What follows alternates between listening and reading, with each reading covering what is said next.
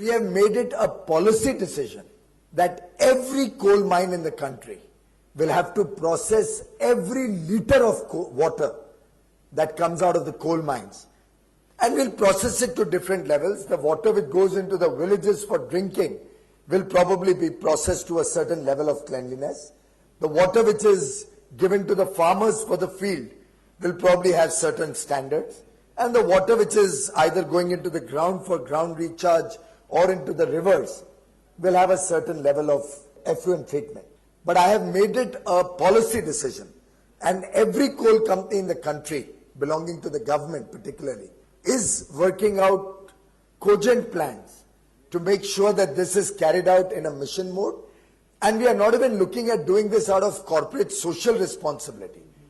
I believe the olden thinking that this is something we are doing as charity or as some great service to society is gone. I think this is as much a cost of mining as the workmen who work in the mines or the equipment that works in the mines. So we are now going to have this as a cost of the mining operation, so that there is no budgetary restriction or limitation in our ability to process this water.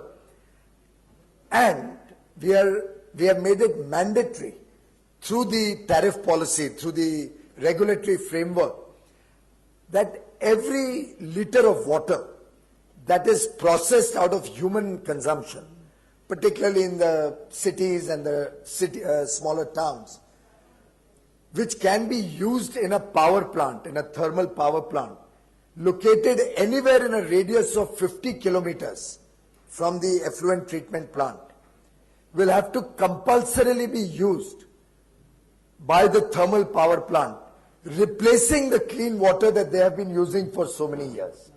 So any thermal plant anywhere in the country, public or private, which has an effluent treatment plant where water is processed in the radius of 50 kilometers, will have to compulsorily take that processed water and replace the clean water, which can then be provided to the city. For example, Solapur has a power plant, whereas Solapur city is always starved of water.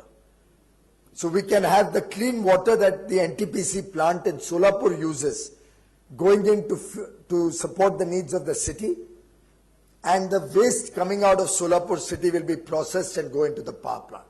Just these two policy interventions, ladies and gentlemen, you'll be happy to know, can meet the total drinking and cooking water needs of 150 million people in this country. Just these two policy interventions.